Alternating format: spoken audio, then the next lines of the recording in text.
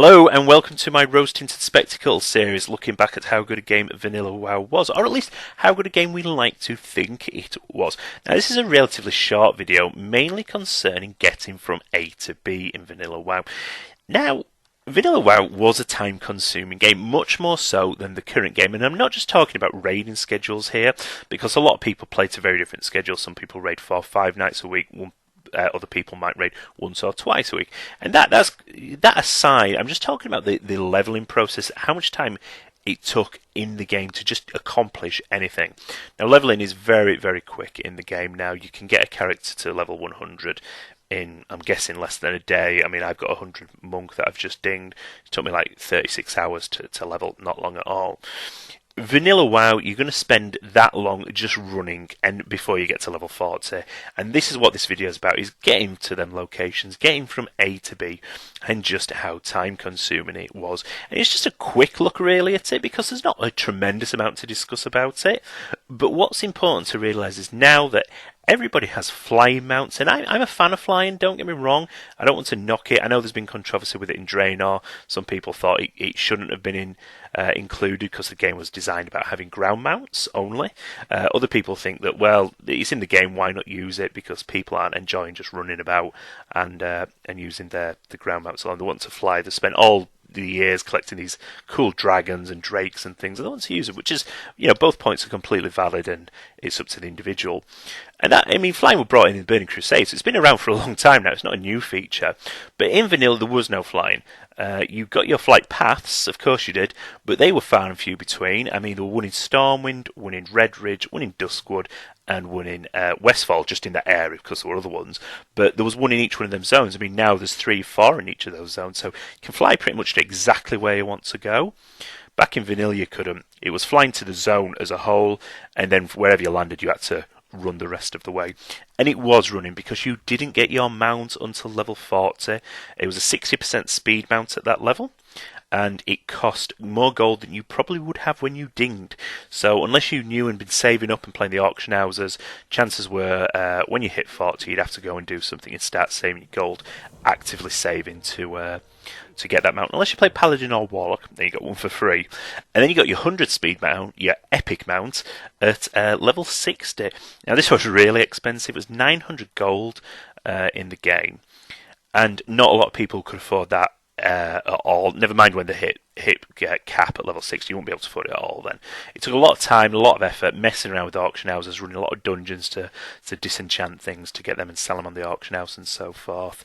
And even the Paladin Warlock ones required quite, I'm not going to say intense quest chains, but significant time and effort and reagents put into them to get them mounts. And so a lot of the game was running. It was, you're on your feet and you're going from A to B. And even if you had speed buffs like hunters or druids, it still could be quite time consuming. And one of the things that really made you do this was the fact that so few quests existed, and a lot of quests were chain quests, giving reasonable rewards, or at least reasonable XP rewards. You couldn't just skip them like you can in the game now. You had to complete them to make leveling a little bit less painful. But there were good things about running, and I kind of miss it a little bit, I'll be perfectly honest. Like I said, I am a fan of flying. I like the ability to just jump on my mount, fly up and go to exactly where I want to go, land and get it done. Because I don't want to spend my time running through the content I've run through several times already. I just want to get there and complete it. So then I can go and do more fun things. I can do 5-mans or raids or whatever I'm doing at that time. I just don't want to be sat running.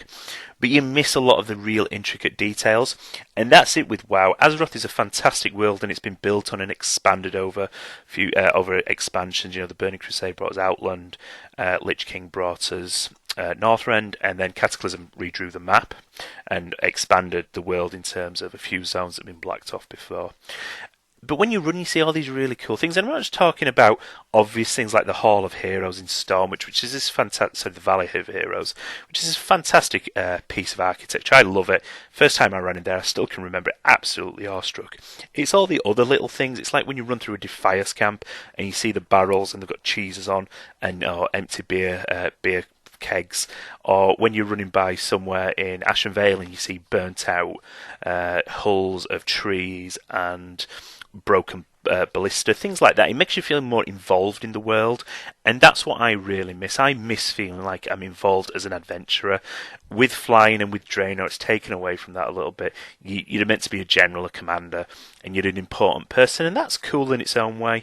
But if everybody's an important person, then nobody's an important person, really. And you never felt that in Vanilla, or at least I never felt it.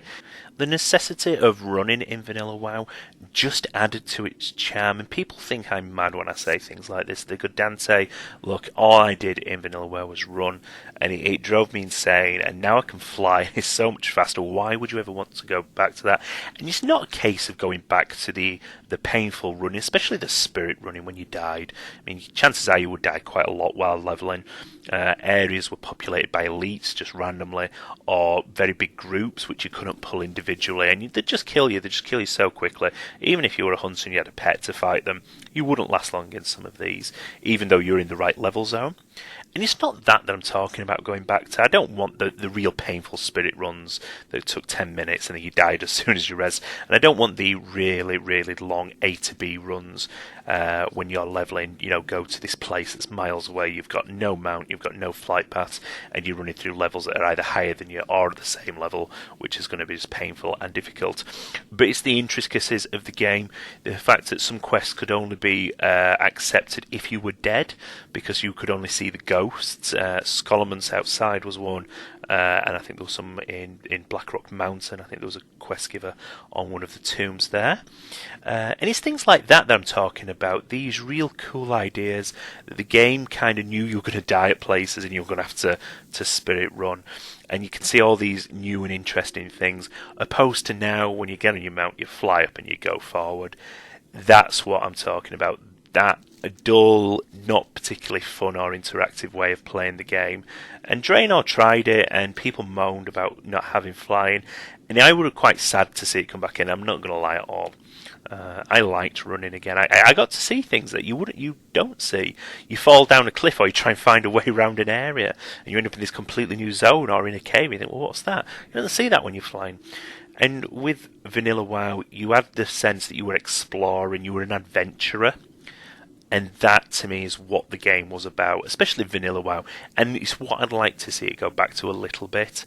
I understand that almost as if we've advanced technologically, we've gone from the Middle Ages, when the world was unknown and maps had put "Here be dragons" and the end of the world on, like Vanilla WoW. And we've advanced now to a period where the world's been mapped and there's no mystery anymore. There's no here be dragons, there's no sea serpents drawn on maps. And we kind of know where everything is, but it's a bit of a shame. It's lost that magical touch. And what we've got to remember is it is a magical game. We're in a magical world of Azeroth. It's not real, and it allows us to explore. It's a fantasy game. We go there for escapism and to play out fantasies. And that's it. That's all I wanted to talk about in this video. It's not been very long. It's just a little bit about what I miss about the running aspect, the being on the ground aspect of Vanilla. It was time consuming, it was painful, and it could be very, very irritating. But equally, it was magical and immersive. So that's it. That's me done. Thank you very much for listening. I am putting up a video as well about some of the lesser appreciated areas in World of Warcraft. I'll put up over the next few days, so please tune into that. And as always, drop me an email or pop something in the comments. Maybe you hated running in Vanilla or subsequent expansions, and you think that all games should have flying in from the very, very beginning, just to cut down on the boring A to B aspect. As always, let me know, and thank you very much. Bye bye.